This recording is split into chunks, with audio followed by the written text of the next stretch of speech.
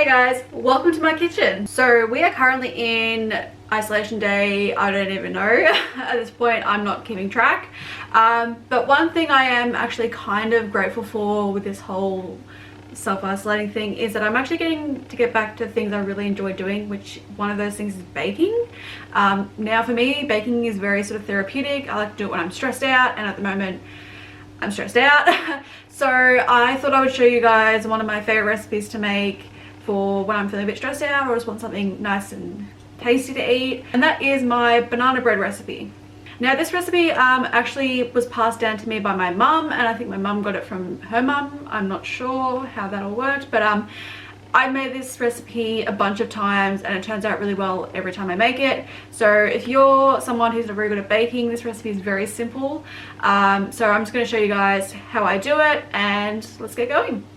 So as you can see, I've kind of pre-measured out all of the ingredients that we're going to need.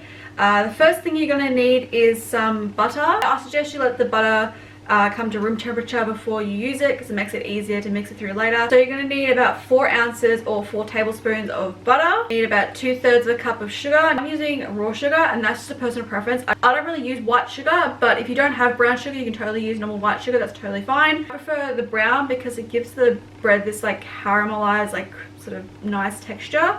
So that's what I like to use. You're also going to need 2 eggs. Now same thing with the butter. I suggest you let the eggs come to room temperature, because again it'll help with the combining process later. You need some vanilla essence, bicarb soda, and just a little bit of milk of your choice. The last ingredient you're going to need is of course some bananas. Now I've got 3 here that are, as you can see, are very ripe.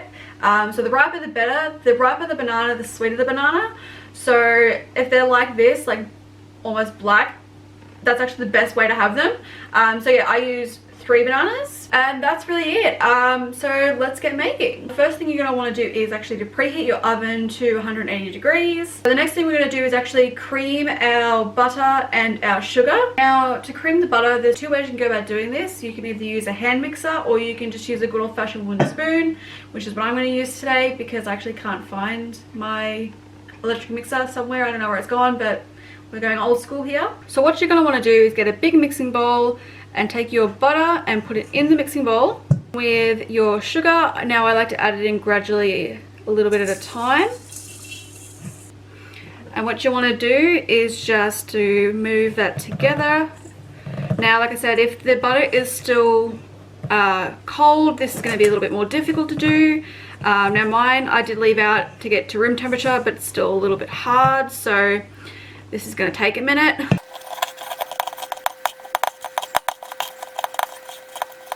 Okay, so once you have creamed your sugar and your butter, you're going to end up with something that looks kind of like this. The texture's not perfect.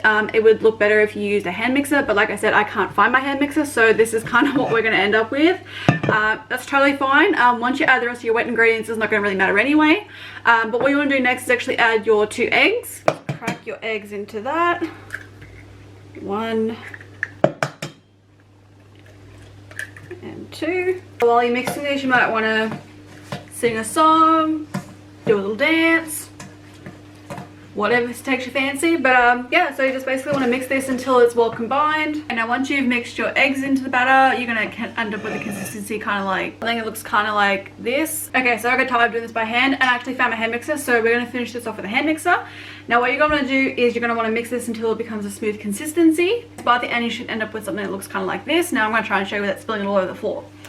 So if you can see that, so it's a very smooth, very light, fluffy texture. Now what you're going to do with this is actually put it to the side, and what we're going to work on now is the bananas. So with another bowl, what I want you to do is to take your bananas and to peel them and put them into a bowl. I don't know about you guys, but I actually prefer bananas when they're still like slightly, not green, but like slightly still firm.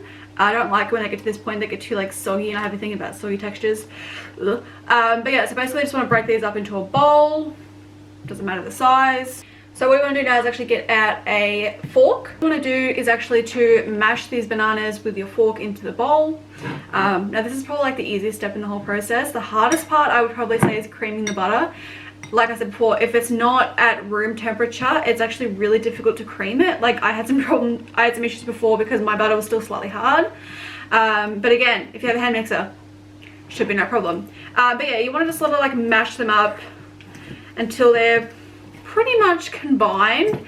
Now I personally don't mind if my banana is still a little bit chunky. I actually prefer it to be a little bit chunky, but if you want it to be completely just mashed, that's totally up to you. But this is, like I said, this is the easiest part of the process. But yeah, so like I said, this is a recipe I've made so many times, and it's really good because, like I said, I had these bananas sitting there that were going bad and I didn't want to waste them, so everybody wins.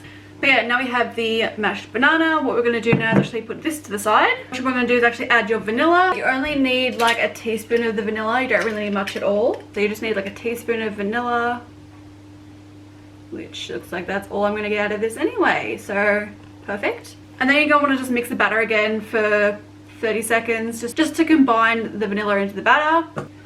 Okay, next you want to add your self-raising flour.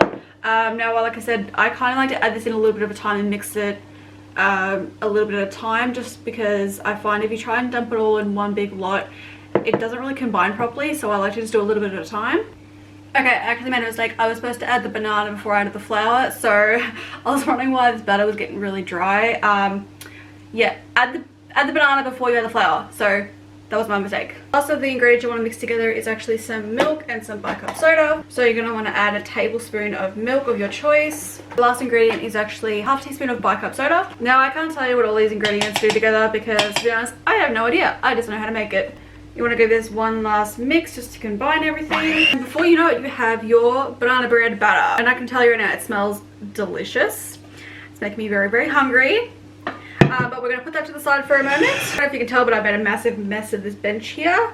But we're not going to worry about that right now, because what we're going to do now is actually to grease our baking tray. I just have this bread loaf tin here, which, to be honest, I can't tell you the exact measurements, but any like bread loaf tin will do.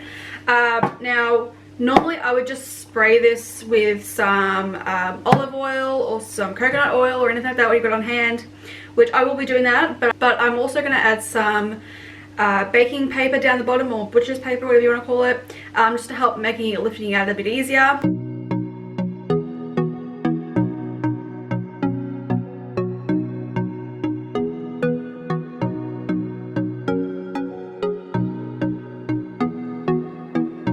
And it's as simple as that. Now what you want to do is to pop this into your oven for around 25 minutes. And what you want to do, if you're not really sure if it's cooked properly, what I suggest you do is you get a skewer and just poke it through the middle. If it comes out clean, then it's ready. But yeah, well, let's whack this bad boy into the oven. Okay, so it's like an hour later since I filmed, and the banana bread is done. Look at that magnificence. I cannot tell you how excited I am to try this. I have been waiting for it to cool so I can eat it. So I am going to try some.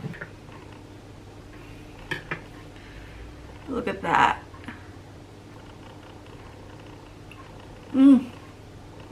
Okay, so that was delicious. But that's really gonna be it for this video. If you guys enjoyed my little, I guess, quarantine cooking video and would like to see me do more of these, let me know in the comment down below and I will gladly do more, because that was actually a lot of fun to do.